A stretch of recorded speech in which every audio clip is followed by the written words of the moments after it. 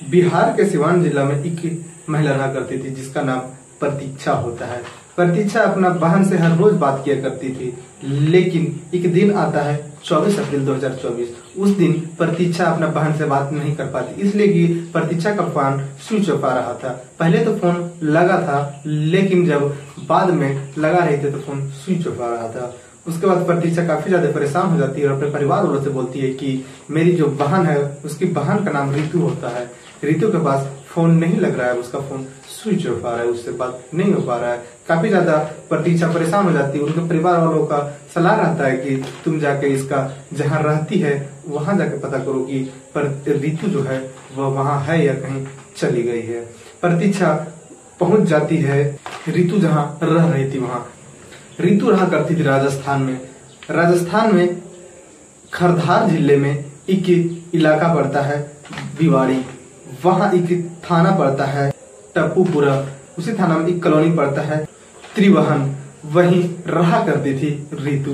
वहां पहुंचती है प्रतीक्षा और रितु के बारे में पता करने लगती है। पहले तो रितु के कमरा में जाती है, लेकिन कमरे का दरवाजा बाहर से बंद होता है। उसके बाद रितु आसपास के लोगों से पूछताछ करने लगती है। आसपास के लोग यही बताते हैं कि रितु को कई दिन से हम यहाँ पर अपने घर पे आते जाते नहीं देखे हैं। प्रतीक्षा काफी ज्यादा परेशान हो जाती है, लेकिन प्रतीक्षा जब वहां पे काफी देर खड़ा होती है तो उसे कुछ दुर्गंध आता है। उसके बाद आसपास के लोग से प्रतीक्षा पूछती है कि यह दुर्गंध कहाँ से आ रहा है, कैसा दुर्गंध है। आसपास के लोग बताते हैं कि किसी के घर में चूहा हुआ मरा होगा, उसी का दुर्गंध है। लेकिन प्रतीक्षा बोलती है कि चूहा मरने का इतना तेज दुर्गंध नहीं आएगा। फिर प्रतीक्षा काफी ज्यादा परेशान हो जाती दुर्गंध लेकर। उसके बाद प्रतीक्षा के आसपास के लोगों से कुछ मदद नहीं मिल पा रहा था। उसके बाद प्रतीक्षा वहीं टप्पूपुरा थाना फोन करती है और पुलिस को इस बारे में बताती है कि मेरा बहन इतना दिन से गायब है और यहाँ कुछ दुर्गंध आ रहा है। वहां के पुलिस तुरंत दल बल के साथ और अपने टीम के साथ वहीं त्रिभुवन कॉलोनी पहुंचती है। उसके बाद जहां रितु रहा करती थी उस कमरे के पास जैसे ही पुलिस पहुंचती है तो इतना तेज दुर्गंध आ रहा था जिसका कोई हिसाब नहीं। उसके बाद पुलिस उस कमरे की दरवाजा तोड़ती है और कमरे के अंदर दाखिल होती है, लेकिन जैसे ही पुलिस अंदर दाखिल हो रही थी इतना तेज दुर्गंध था कि कई पुलिस पीछे हट जाते हैं। उसके बाद फिर पुलिस अपना नाक को कवर करते हुए अंदर जाती है।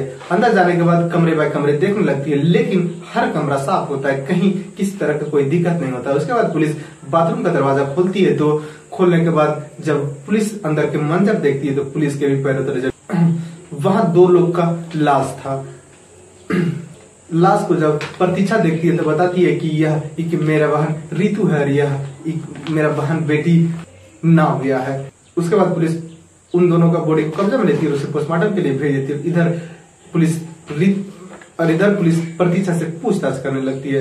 प्रतीक्षा बताती है कि मेरा बहन फेसबुक के द्वारा एक लड़के से प्यार की थी और वह दोनों फिर बाद में शादी कर लेते हैं। अपने परिवार के खिलाफ जाकर एक मंदिर में शादी कर लेते हैं और दोनों यहीं पर एक साथ में रहने लगते हैं। कुछ वक्त बीतने के बाद ये दोनों का एक बच्चा होता है जिनका नाम नाव्या होता है। वह बच्ची 4 साल की थी।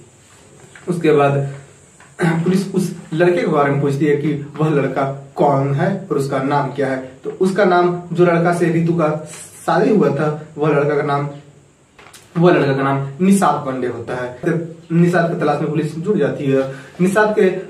निषाद का पता राजस्थान में नहीं चलता है। उसके बाद निषाद के घर पहुंच जाती है पुलिस। वहां पहुंचने के बाद देखती है कि निषाद जो है वो अपना घर में है और अपना घर में नॉर्मल लाइफ जी रहा है, जैसे उसको कुछ पता ही नहीं। उसके बाद पुलिस उससे पूछताछ करने लगती है कि तुम्हारा जो पत्नी है रितु वह कहाँ है।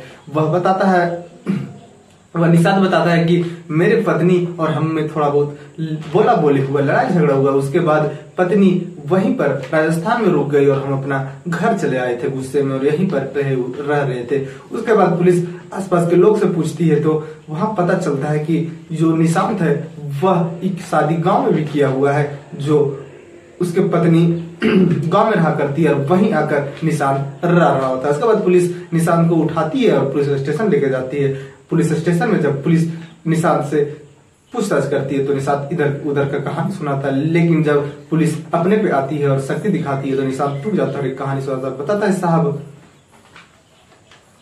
हम निशांत बताता है कि हम और रितु का दोस्ती फेसबुक के द्वारा होता है और दोनों यहीं से प्यार करने लगते हैं। उसके बाद दोनों का प्यार इतना आगे बढ़ता है कि दोनों एक दूसरे के बिना नहीं रह पा रहे थे। उसके बाद दोनों फैसला करते हैं कि परिवार वालों को बताया जाए, लेकिन जब परिवार वालों को हम लोग बताते हैं तो हमारे और उनके परिवार वालों इस शादी के खिलाफ थे। इसीलिए हम दोनों एक मंदिर में जाकर शादी कर लेते हैं और दोनों वहीं जाकर राजस्थान में रहने लगते हैं। लेकिन कुछ वक्त बीतने के बाद ऋतु का एक बेटी होती है। उसके बाद दोनों में थोड़ा बहुत लड़ाई होने लगता है और फिर दोनों का रोज का लड़ाई से निशांत एक बार छुटकारा चाह रहा था। जब ऋतु सो रही थी उसी वक्त निशांत था उसका गला दबा देता है और कुछ वक्त दबाने के बाद जो ऋतु है वह मर जाती है और निशांत फिर उसको एक बेडशीट से ढक देता है। उसके बाद उसका 4 साल के बच्ची होती है और रोने लगती है और फिर निशांत उस बच्ची को लाकर वही माँ के बगल में सुला देता है और अब खुद भी सो जाता है। लेकिन अब रात को ऋतु को मारा था निशांत और सुबह होने चला था, लेकिन वह जो उसकी बच्ची थी वह काफी ज्यादा जब मम्मी नहीं उठती तो रोने लगती थी।